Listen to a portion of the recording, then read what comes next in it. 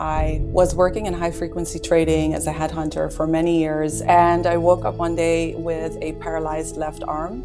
And I didn't know it when I woke up that morning, but basically that changed the course of my life. The doctors didn't really know what was happening.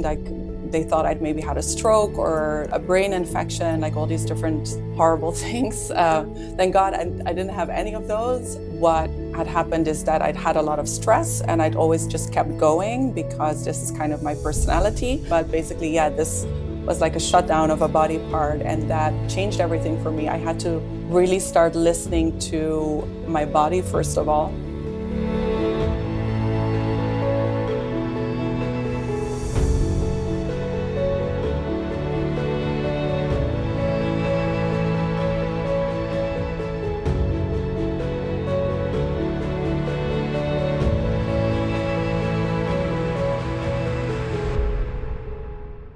Hi, Claire. Thank you so much for coming to Life of Founder. How's it going? Hi, Max. I'm good. Thank you. How are you? Very good. Very good. Thank you. And thank you so much for your time today. We talk about you, of course, your entrepreneurial journey, but it's about yourself. Mhm. So as we start, do you want to give an introduction to who you are, where you come from? Yeah, sure. So my name is Claire Zee. I'm 44 years old. I originally come from the Netherlands. I live in Berlin at the moment, and I work as an executive coach and educator as well. I teach a course on neurodiversity for individuals and at universities as well. And prior to the work that I do now, I was a headhunter in finance for 15 years. So yeah, that's a little bit of my background. And I guess I was born in The Hague in the Netherlands. I'm half Dutch. My dad was Dutch, and my mother is from what was then called the Dutch East Indies, Indonesia. And I grew up between two cultures. So I think like questions around identity and motivation and just the human condition have always been topics that really interest me in the first place for myself and my family, but also in my work. So that's informing a lot of the work that I do today and have always done, actually. Excellent. I mean, it's so great to have a mixture of culture. I think it's an absolutely upside in any term. Mhm. Helps a lot. Yes. Why Berlin now? That's a really good question. I don't know if I have a very clear answer to it. So I lived abroad for a long time. So ever since I was 18, I was always traveling and interested in getting to know different cultures and also living in different places. I'm someone that I like to challenge myself to learn new things. And I think living abroad or moving abroad is probably one of the fastest ways to challenge yourself to grow. And so, yeah, I lived in the States for a while. I lived in Australia for almost 7 years. I lived in Denmark. And the last time I was abroad before Berlin, I was living in Australia. And for personal reasons, I had to come back to Europe. Actually, I also wanted to come back to Europe. I didn't see myself living in the Netherlands anymore. I've lived there for many years, and I lived in Amsterdam for many years. But I also wanted to be close to where my mom is because my mom's very important to me. So I ended up choosing Berlin. It's a big city. I've always worked on in the tech and finance space, so there's a lot of tech here. And yeah, it's an exciting place that has like a very special energy. So I guess that's probably why I chose it. But I don't really have like a real clear reason because I work online, so I don't even work here physically. Indeed. I mean, as many. We can walk from wherever you are. But Hmm. I believe Berlin is a great place to be. Yeah, it's Hmm. very international. It's very entrepreneurial. Yes, Indeed. absolutely. So you've been working, I mean, with many multinationals, and after decided to move to entrepreneurship, which is very the opposite. You move from something that is known and secured to something that is unknown and totally unsecured. So, Hmm. what was the motivation? So it's not something that I really chose like something that I always dreamt of doing. To be honest, I think I growing up always thought I'll have to study and then I have to get a good job and make sure that I earn enough money and kind of do all these things the way that everyone else is doing them. Also because I grew up with a single mother, so there was always a very like strong emphasis on, you know, just study and get a good job and do all of that. Also, I'm the oldest child, so honestly, entrepreneurship was never really something that I thought about, but about 3 years ago now, I was working in high frequency trading as a headhunter for many years, and I was always in these very high performance environments. And I woke up one day with a paralyzed left arm, and I didn't know it when I woke up that morning, but basically that changed the course of my life. So I ended up being sick for 7 months, very severely sick. I was also hospitalized. The doctors didn't really know what was happening. Like they thought I'd maybe had a stroke or like a brain infection, like all these different horrible things. Thank God I didn't have any of those. And I kind of knew that what had happened is that I'd had a lot of stress and I'd always just kept going because this is kind of my personality.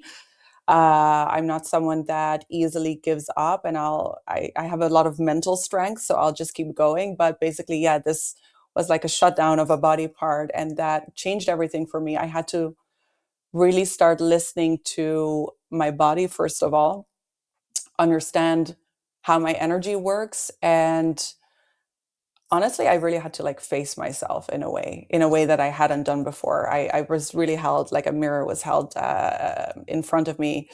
So I had to do a lot of inner work, had a lot of quiet time. And what actually started to get me better was I did mindfulness and meditation. And I started to learn also a lot about spirituality, Zen Buddhism at the time, but also at a later stage, Kabbalah.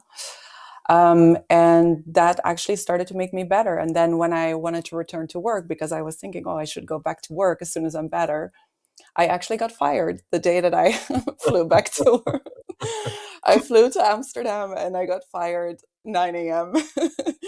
on a Wednesday, 1st of November. I remember the date. And it's funny, like I think the entire time that I was sick, I was afraid that that would happen. And that's exactly what happened.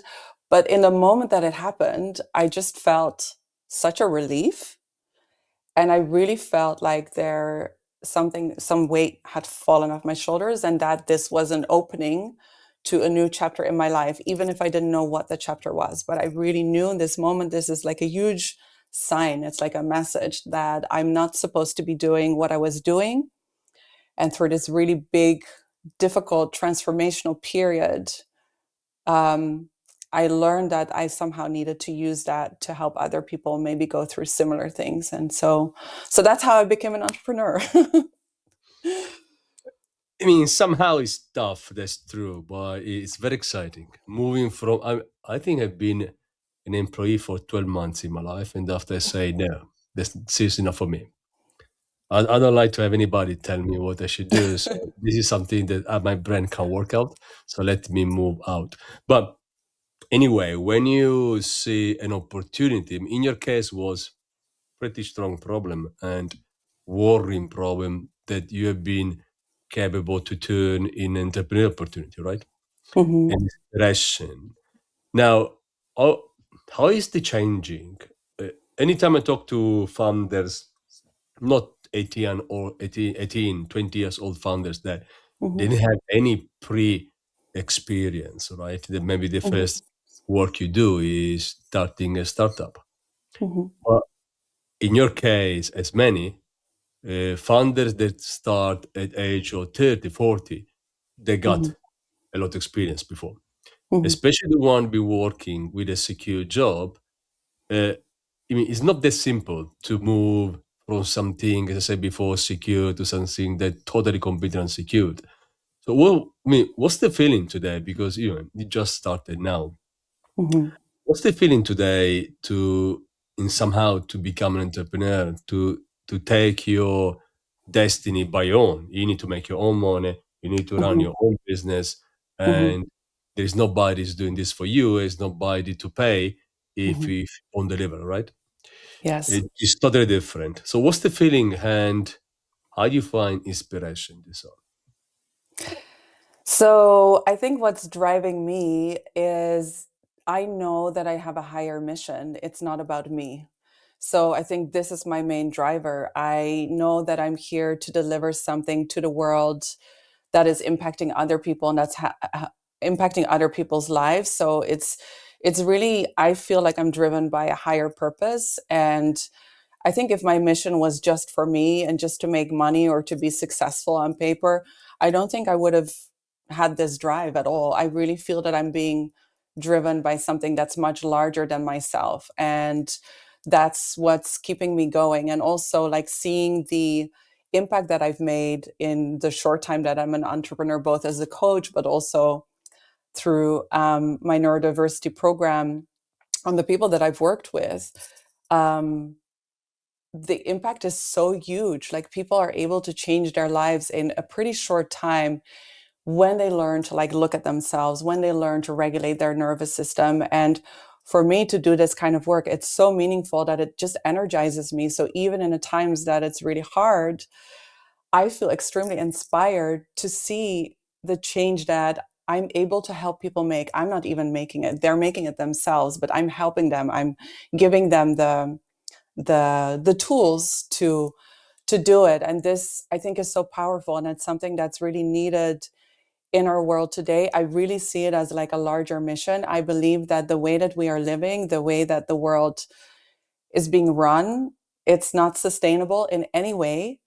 I studied politics and history. I have a master's degree in international relations. I find geopolitics very interesting, but I also see the very, very many flaws in leadership, um, and the opportunity, actually. And I think the opportunity, it's a different kind of leadership, and that's really Yeah. what I'm trying to do. So Yeah. that's driving me in the really difficult times, because I'm not going to lie, it is difficult sometimes. That's what's driving me. It's difficult, I have to say. It's very difficult. This is why many give up. Hmm. This is why very, very few arrives to something that makes sense, and Hmm. very, very, very, very few creates a big company. But I mean, creating a big company and becoming an entrepreneur are two different things. Hmm. Doesn't mean you need to become an entrepreneur because you had to set up at 1 billion startup. That's a Hmm. different story. In our case, Yes. we talk something different. But Yeah. as you say, it's challenging, but why? Where do you find the most difficult part today? I think, honestly, like, when I started this journey, I was a little bit naive. And I actually once spoke to a very successful person, and I asked him, like, why he's so successful. And he told me, because I think I have this mix of optimism, but I'm also a little bit naive. I just go for it. And honestly, that's kind of what I've done. I also made many mistakes and I stumbled and I had to get myself up. I would say the hardest parts were, like, when I started, I I didn't know that I was gonna create a course for neurodiverse people, or that I was gonna basically become an educator. I thought I was just gonna do executive coaching and then I'll see what that leads to. But that was really the start. I didn't really think about, like, something bigger than that at that moment. Um, the hardest part of that was that, you could be the best executive coach or the best educator, but if you don't know about, like, sales, marketing, business development, the back end, the technical back end of everything that you're building, how do you reach people? How do you keep them? Like, all the funnels, like, all of that stuff. I didn't know anything about those things. I had to learn everything on the go. And so that, I would say, that was the hardest part. And then the part that I was doing everything alone, so I basically was doing 10 jobs in one that That's what I'd we do. never that I'd never done before. But I think the good thing is I'm a quick learner. So, and again, like, I feel like a drive that is larger than me. So this has kept me going this entire time. But I'm not gonna lie that it hasn't also been hard. It is. I mean, it is hard, but that's the beauty. Must be hard. If it's not hard, it will be for everybody. So Yes. that was the natural selection of being an entrepreneur. Indeed, it is and has to be. But are you becoming a better person? I mean, in terms of not only knowledge, because I believe 3 years of entrepreneurship is more than 5, 10 years of university, master, whatever it is. I done myself, all of them. Mhm. And I think I totally equalized everything, even doing better after 2 years of start up a company, because you must do everything.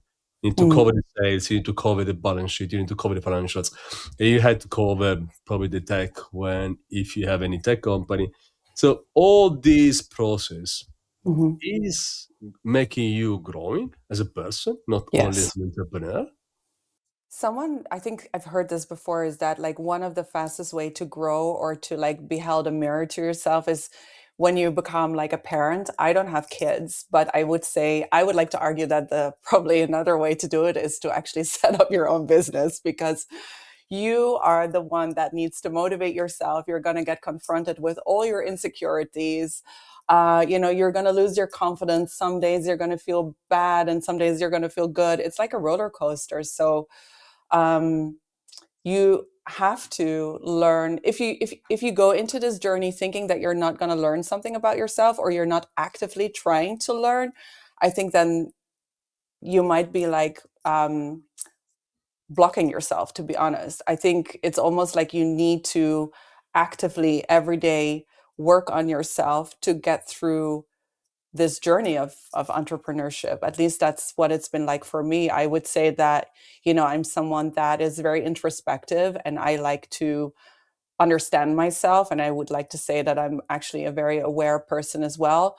But when you become an entrepreneur, that like is almost like tenfold. You really like yeah, you need to constantly actively work on yourself to stay confident, to stay motivated, but also to see your blind spots, the things that you're not good at and the things that you maybe need help with, or you know everything basically. How do you keep yourself on track? Which means many things you had to learn. You do something, you learn, you do it again, Hmm. and after you move to topics that you never covered before, finance, for example. Hmm. And how do you keep going? How do you educate yourself? So, obviously, speaking to other entrepreneurs, other people that are going through the same journey, this is one way. Also, taking courses. Like I've taken various like courses online with other entrepreneurs as well. Like for example, on branding, on marketing, on how do you create the right content? Because a lot of like what I do, everything almost happens online, right? And also the way that I reach my people, it's through creating content and doing marketing.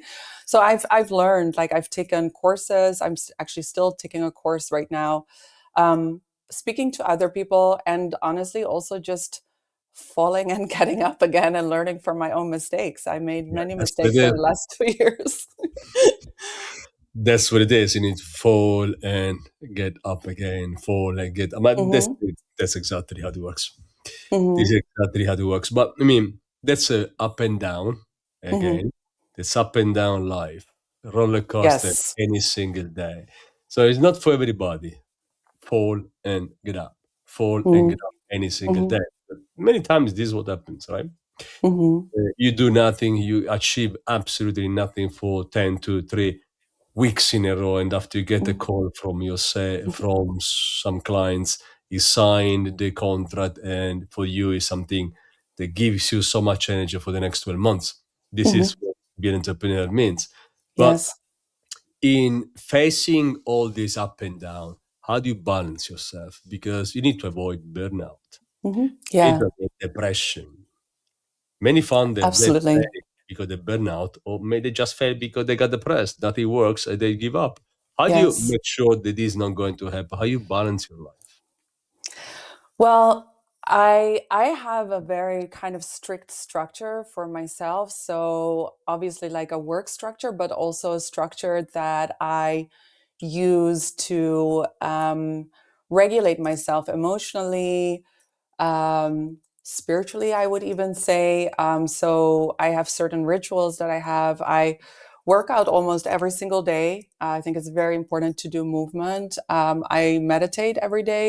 So my mornings, the first 2 hours of my morning is a ritual that I stick to every day. If I don't do it, I actually can feel the difference and the impact it makes if I don't do it. So I do either a combination of meditation, deep breathing. Sometimes, I try to use different spiritual disciplines, but I use things like self-hypnosis or visualization. Um, Always do some kind of movement. So it's either yoga or Pilates, or I also like to go swimming sometimes.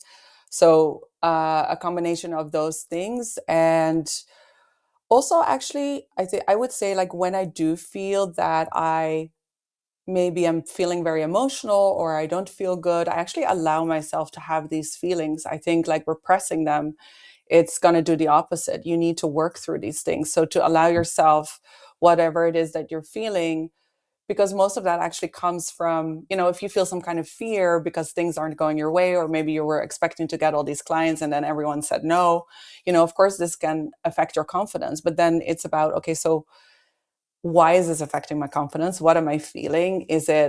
Am I feeling angry? Am I feeling afraid?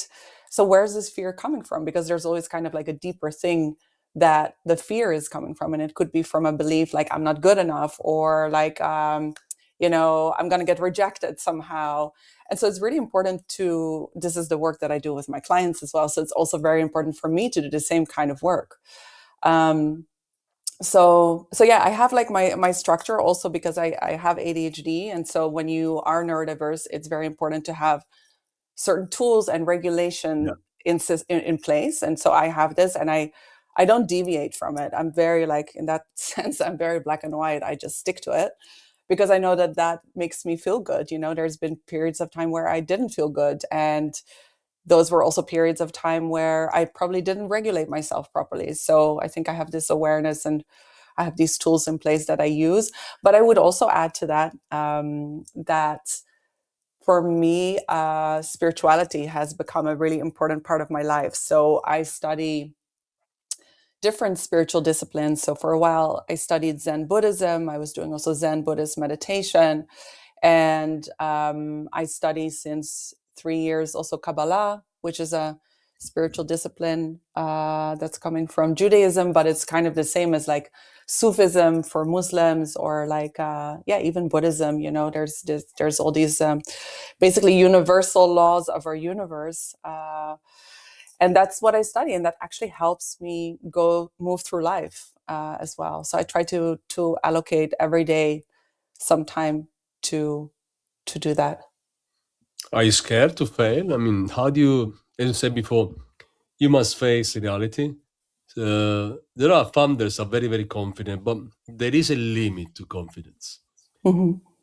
You had to be confident to be an entrepreneur with any doubts. You had to be confident to be successful most of the time. Mm-hmm. But confidence does need to make you be blind. So things you are not Mm-hmm. good, you simply Mm-hmm. don't. Mm-hmm. And although you can learn, there are things that just is not for you. Uh, how do you? How do you deal with maybe I'm not good enough, or maybe I will fail? Mm-hmm.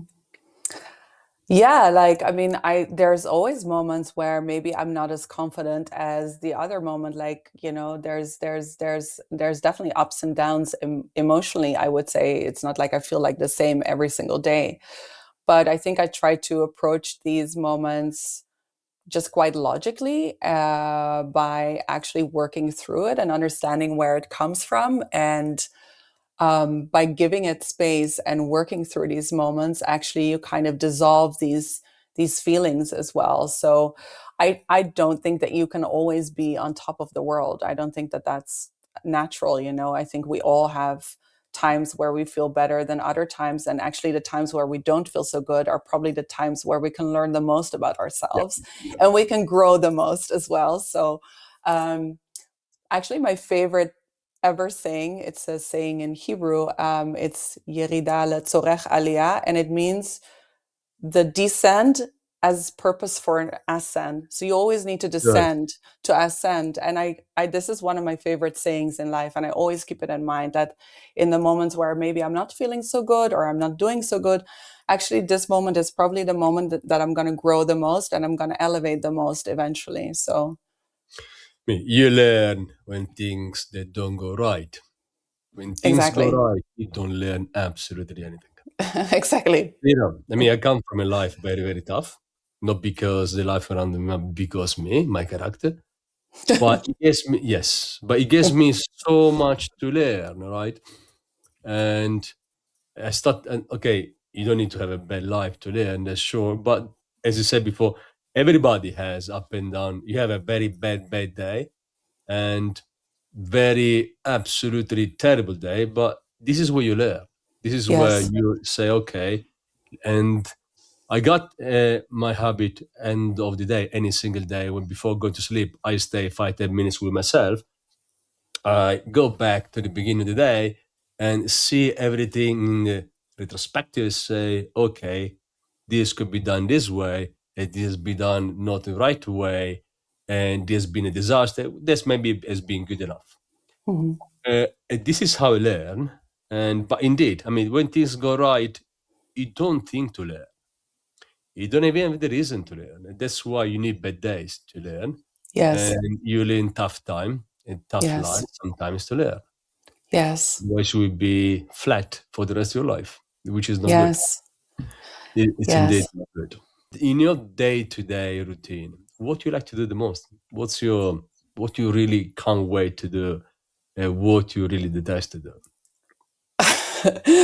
I'll start with what I really like to do. I love coaching people. I love working with people. I love it gives me so much energy. And it's funny because actually some of the conversations or a lot of the topics that come up in coaching or working with people for for those people, they're not that easy. You know, they can be quite heavy things as well. But somehow for me, it energizes me.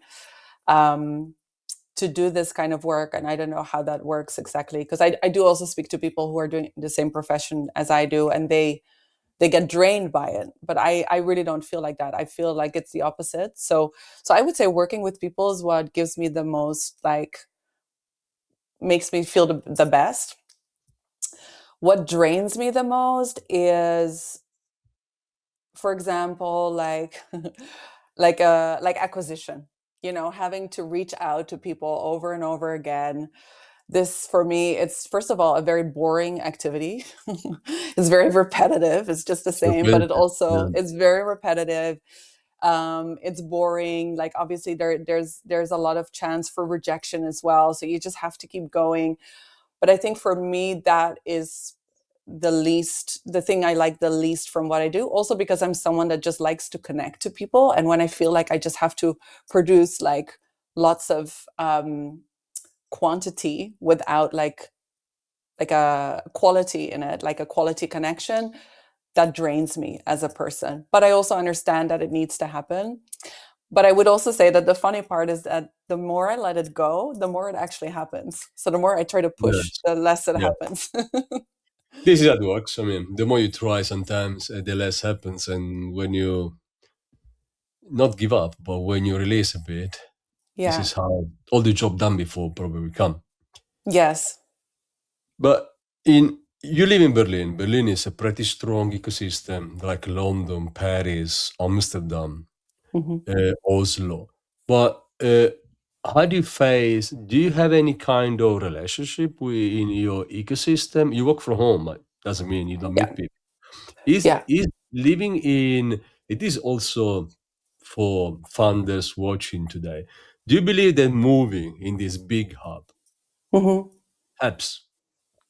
I think so. I think, you know, everything is energy in the end. So, whoever you surround yourself, I think you have to be very discerning about the people that you surround yourself with. Like there's this saying that I think they say that like the five people that you spend the most time with, they're the people that are going to shape you and how you are. So, you have to be very careful with who you surround yourself and also be very discerning. So, I do believe like if you're like a tech startup founder moving to a place where there's many people like you and also people that are successful at doing that, I think for sure that that would be very helpful to have this kind of energy around you, as opposed to living somewhere like on a farm completely isolated. I'm not saying that that couldn't work, but I do think, in the end, having a network and having connections and spending time with certain people that inspire you and that, you can learn from, I think it's super important. Yeah. I mean, you must be surrounded by people that, they lift you up and that's not dragging you down.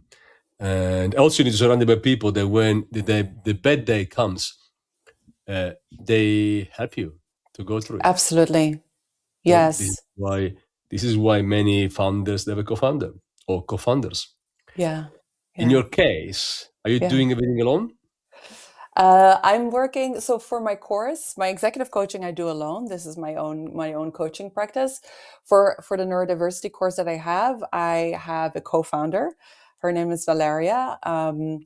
And we have a very similar mission in terms of what we are trying to achieve and the impact that we want to make. Both of us are also neurodiverse, so we have a very good understanding of what it means to be neurodiverse and maybe not have the support that I think a lot of neurodiverse people haven't had growing up, or even now that they're, adults, they still don't really know what that means for them. And so Valeria and I have put our efforts together and created a course together. So we're actually delivering this together to the world, and we're working together on this. And for me, it's actually very exciting to have someone on board that is from with a similar mindset and understanding like what I am trying to build, because she's trying to build something similar.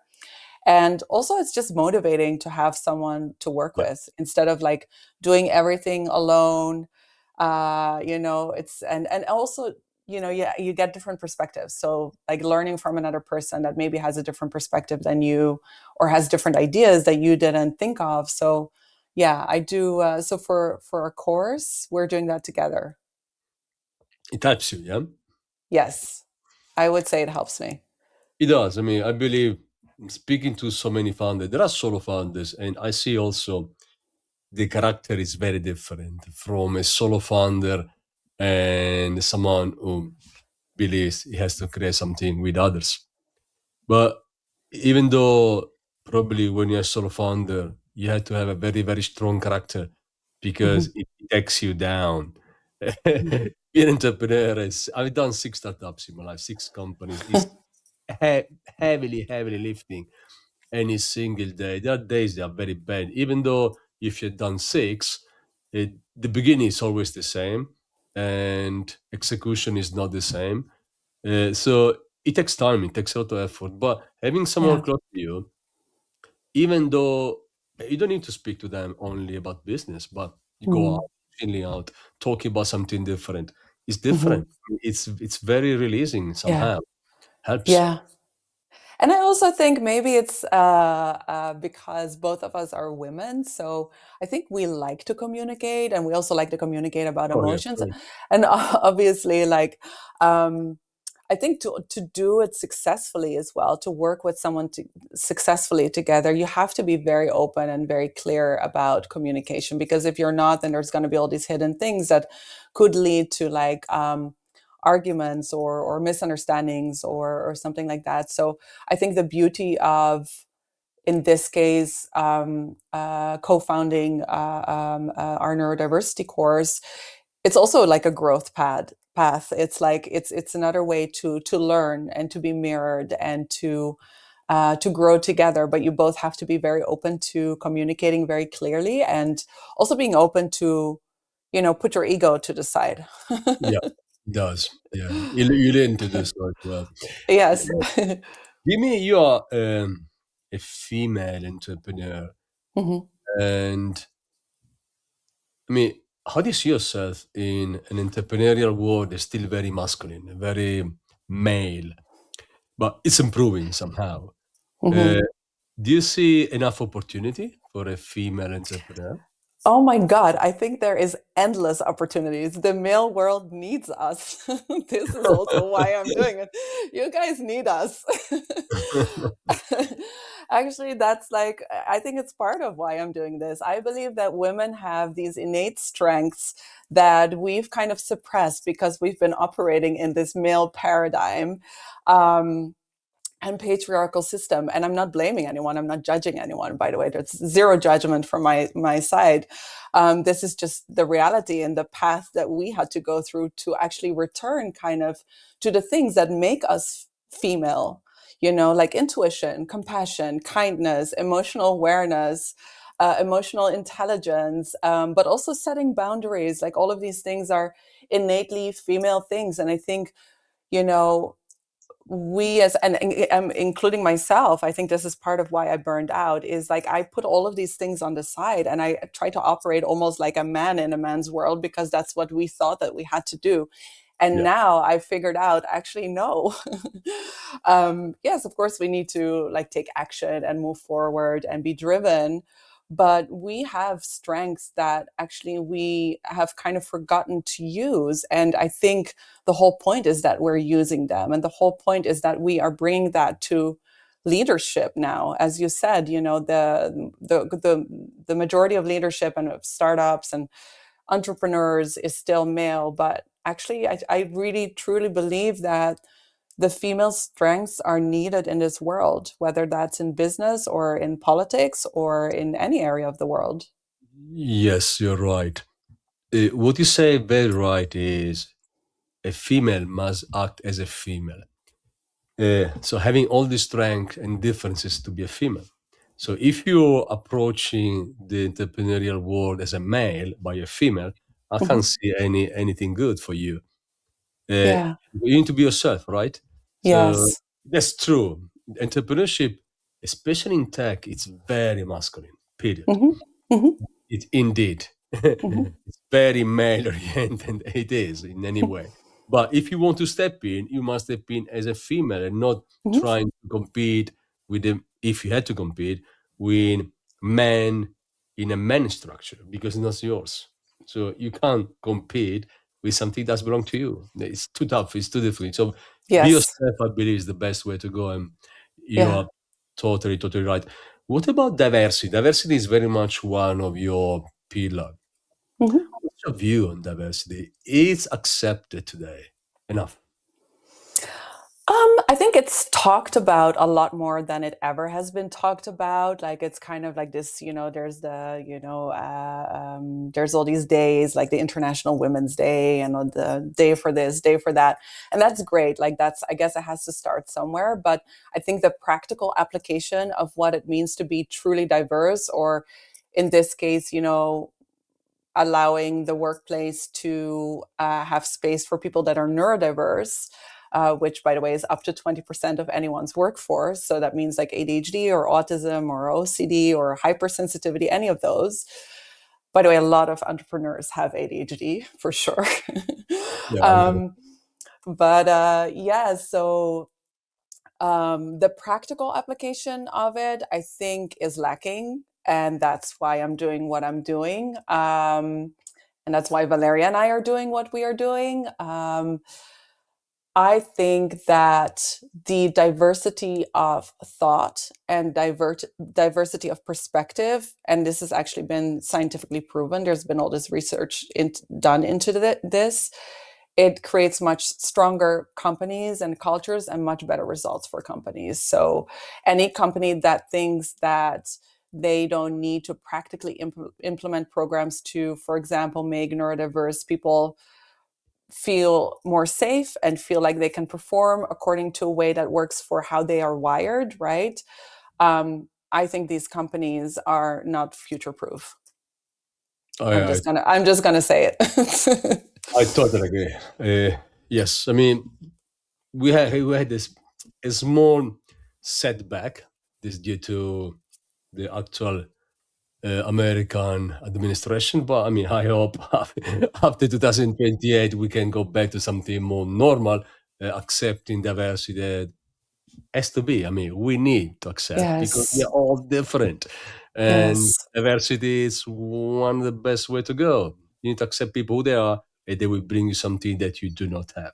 Yes.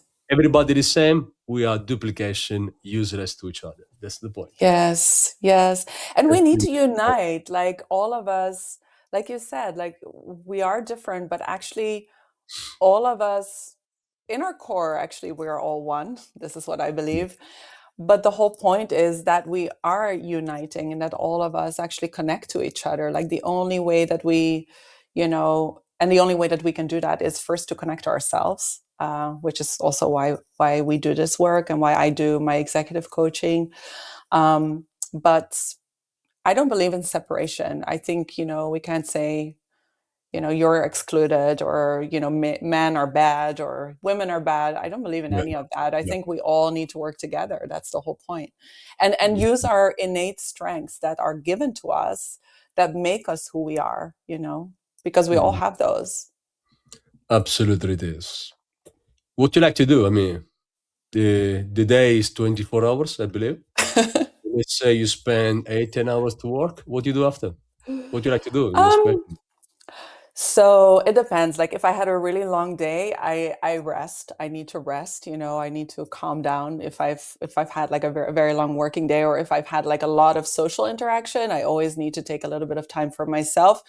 But there's many things I like to do. I like to learn a lot and grow. So I read and I'm very curious. So I like to, like I said, I study like different spiritual disciplines, but also I read a lot, also about business, um, all kinds of topics I find interesting. So I always try to learn and absorb new information that I can use somehow. I love to do so. One of my biggest creative outlets, and it's like a little bit meditative for me. Since like 15 years, I do like analog photography. So I do black and white photography. I have many like analog cameras that are really old, Right. and I use them. So I like to maybe go into the city or nature or travel, and then I do that because it calms me down and it brings me into this really like creative state, like almost like a flow state.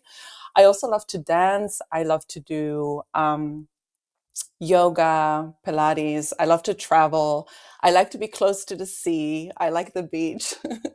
So there's many things that I like to do. Spend So time with then friends.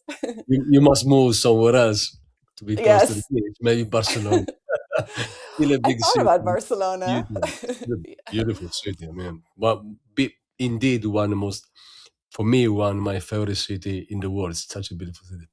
Yeah, I Yeah. love Barcelona You had to too. see that next door. It's really nice. It's lovely. But yes, I mean, you need to find your time outside. You like to go out with friends, or you are a bit introvert, as you said. That Um, means that you like to spend a lot of time outside. I mean, I'm saying this because there are people that without having people around, they can't live. hmm, And I like to believe that if you cannot be with yourself, that's a mhm. massive problem. It's a massive, massive problem. So I train myself to be with myself as well, uh, Yeah. forcing sometimes because I'm a stoic guy, so I really force myself to do things I don't want to do to train myself. I don't know if it's Mhm. good or not, but for me, it works. Do you need to be surrounded by people, or can you manage your life with your own? I think I can be alone really well. I think I sometimes almost have to force myself to be more surrounded by people. Um, I don't know. It's not that I don't like people. I'm a very social person. But I also need alone time after I spend a lot of time with people. This is just like my personality. And I think it's also because I'm neurodiverse. So, we're very sensitive. I'm a very sensitive person. So it costs me a lot of energy to do certain things. And especially if I'm around people, like I can take all these energies from the people inside of me, so I actually need to process that. And but I also really enjoy my own company, to be honest. I think I'm great company. I really do. I don't know, I don't know if that's okay to say, but I really enjoy my own company. I love traveling Absolutely. by myself. um I love, I mean, yesterday I went on a hike in the forest. I actually went with a friend, but I could do that by myself as well. I don't mind at all. So, yeah, I do like to surround myself. Of course, I have very close friends, very long friendships that I've had for a long time. I think when I was younger, I had many more people around me, and now I'm much more selective about who I want around me and who I want to spend time with. So I'm very discerning around who who is close to me. Yeah. But no, I love spending time with friends too, and like having good conversation, eating nice food, having fun. But I also love being alone. You need a mix. A Yes. bit, a bit of that, a bit of that. That's what it Yeah. is. I mean, in all this time between working for other companies and after working for yourself, what's the best lesson you get so far? I think what we talked about earlier, that often the downfall or the descent is actually happening right before you go up. This is my biggest lesson. It's whatever feels like it's extremely painful or difficult or like a breakdown, that always has to happen before you go up in life, in business, in any way. Yes, but in somehow, do you think you learn how the more you go down, and anytime is a different story? Mhm, So I give you my experience. mhm, So if you get the first no, mhm, it's one thing. If you get 100 no, it's another. mhm, It's a weight or 99 more no. So if you fall the first, that's fine. If you fall 20 times, when you to get up at the 20, it's different. It's very, very tough because you are almost exhausted, right? mhm, mhm, Do you think you can learn how to, in somehow, to get up again and again and again and again until things are right? Because I like to say to the founders when they come to me, the difference between success and failure is the one who succeeded never give up. mm. I strong, Yes, very, very strong abilities. Strong, yes, strong, and I apply this any single day. So do you yeah. think you can learn a method, even based on your experience as a coach, where Mhm, you try to take away yourself from failing, failing, failing, failing, and taking failures like it's fine. I mean, mhm, I don't care. I just go. mhm. Listen, I think people have different lives. I have gone through a lot of different things in my life. I've lived many different lives. I'm 44 years old. I feel like I've lived like 15 lives already. And so my life has always been like this, where I've had to get up from very big things that happen in my life since I'm younger. So I think for me, this is something that I have in me. And I also think I inherited it from my, especially from my mom, I would say, because my mom's family, everyone was a refugee. They came to the Netherlands with nothing, and actually they were like part of the first wave of immigrants in the 1950s, and they were not accepted at all in the Netherlands, even though they spoke perfect Dutch. They were Dutch educated. They were, much more elegant than maybe many of the Dutch people at the time, but uh, they were survivors, and I think that I've got that from where I come from, first of all, and how I grew up. But I also know, like, and this is proven in neuroscience, that we actually can rewire our brain to become different. But it takes a lot of time and it takes a lot of effort and discipline. So, this is what I do with my coaching clients, is like, maybe some people come to me believing that they're not capable of doing certain things or having a certain way of thinking, or even like maybe having a positive outlook on life. But actually, that's not true. Like, I've had many years of depression when I was younger, and thank God I don't have that anymore. But it took me many years to rewire my brain and to work on myself and to be really, really disciplined to get to that point. So I do believe that with very strong discipline and having the right tools and maybe having the right support, you can change these things. But I also do believe that some people innately, they have this survival instinct inside of themselves. So I would say for me, it's a combination. I mean, you have to have a survival instinct. Without this one, forget to take the path to build a company. Just Yes. won't work. Yes. Yes. Absolutely. And I also think some people they don't want to be an entrepreneur, honestly. Like it's just not for them, you know? I mean, I think you have better life. Honestly, yes, you have a better life, and the reality is this one. I mean, it's becoming a cult to startup. Okay, we call today startup what has been for all the life. When you open a company, you are starting up. Mhm. But today it's a cult. We build all these around since venture capital came to life, and but when founders approach startups and venture capital or whatever it is, opening a company, they believe it's funny and maybe it's even pleasant. It's not pleasant at all. It's not funny at all.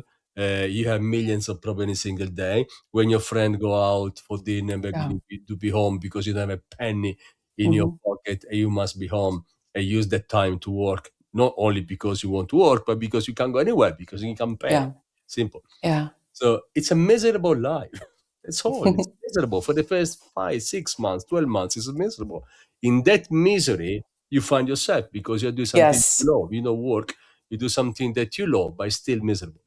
Yes. So it's not funny to be an entrepreneur. So when you take this path, you must be very cautious that it's going to be tough, regardless. Yes. So you need I to be. agree. That's I what. agree. It's not easy. And you know, there's you have to make sacrifices. Obviously, you can't like live the same life that maybe you lived when you were an employee Yeah. and the money was just coming every month, you know? So No. you make sacrifices, but at the same time, you said like you don't like to answer to someone or have someone tell you what to do. To be honest, I also don't like it when someone tells me what to do. So the good thing is now no one is telling me what to do. And you know, yesterday was a Thursday and I decided to take a day off and go hiking for the whole Yeah. day. That's the And that beauty. was amazing, you know. But then yes, for sure, there's That's the also beauty. like I you know, work 6 days a week. I take and I but I know that I need to do that in order to build something, and that's okay because I feel like I also feel like because it makes it easier that I have this higher mission that's driving me, you know? It does. Absolutely does. I mean, you had to be driven by vision and mission and very strongly feeling what you're doing. Mhm. Because again, the bad day is there. Won't go away. It's there until you succeed, very much succeed, which means you build up something that can be sold or something that can give you a very good life. Like to go there takes a lot of time and massive effort. Yes. And there is something that really makes the difference to any founder. And let me ask you how you deal with this is resilience. I mean, Yes. building resilience in entrepreneurial world is everything. Yeah. How do you manage it? I think a combination of some of the things that I already said, like I have to have a very disciplined approach to how I approach my day and my week. So there's certain things that I have to do on a daily basis to make sure that I am resilient, and that means like eating well. It means moving my body. It means, you know, having quiet time and meditating. It means, you know, allocating time for some type of spiritual practice. This is for me personally. This is what makes me resilient. And then I would also say that part of my resilience, it's just kind of who I am. Like if I was able to take a 7-month illness and lose my job and then decide, you know what, I think this is the moment. I'm just going to go jump in and create my own company, even though I've never done this before. I think you have to be pretty resilient to be able to do that. Brave and resilient. Yes. It's one of my values is courage, you Yes. know. I have like values that I always think about every day. Why am I doing things, especially when things are getting hard? I need to have really clear why. What's my why?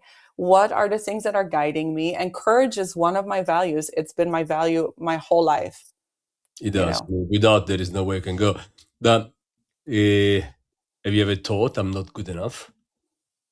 Oh, sure. You know, there's of course there's moments where, you know, I doubted myself, and especially I would say when I was younger, you know, and even before I had a diagnosis for ADHD, because I always knew that somehow my brain it's operating differently than the system is telling me that I should operate. So, it's very hard when you don't understand why that is.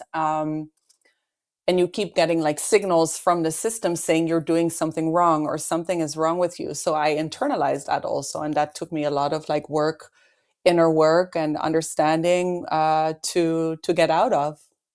Yes. The system works in a way that is not that clear, not only for ADHD, but I think for everybody. I don't know if I have ADHD. It doesn't work for me as well. Yeah, Maybe that's why you're an entrepreneur because you have ADHD. No, I yeah, don't want to. it can be. It can be. I think entrepreneurs are a different way to approach life, Yeah. a different perspective on life, a Hmm. different perspective of problems, how you manage them. Yeah, a totally different approach. I do believe so. I could never work for anybody. I would be the worst employee ever. Uh, although when I went to work, actually it was pretty good. But I remember one board meeting. I said, I can't do this anymore. I said, Yeah. we pay you so much. It doesn't mean anything to me. I don't enjoy Yeah. it. I need to listen to you and do what you're telling me. It's painful for me. So what's the point to get paid if I need to spend 12 days here and I don't 12 hours per day here? I don't like. Yeah. So Yeah. that's a different perspective. Yeah, entrepreneurs are different. I won't say sick, but somehow, yes, not that normal. I always say yes. Like artists, the same, the same. Isn't it better to be a little bit different than to be It normal? To is. be honest, if someone told me that I'm normal, I would take offense to Yeah, that. yeah, yeah, I agree. I agree. I always say this. Yeah, it's better to be not that normal. Yes, I agree. Different, different. I really enjoy our conversation, Claire. As Thank you. we move to the end, if you can recommend anything to all the founders, not only watching today, what would you like to say? Remember that you always need to do like in the hard times that you always remember what is your why. Why are you doing this? And then what are the values that are guiding you on the way? And I think like when you're building your company or you're on your entrepreneurial journey, to bring yourself back to your why and your values, especially in the times when it's hard, this is the fastest way to actually expand your energy again and to move forward. So that would be a tip. And that's actually what I work on with my executive coaching clients too. Claire, thank you so much for coming to Live a Founder, and I wish you very much all the best. Thank you, Max. Thank you.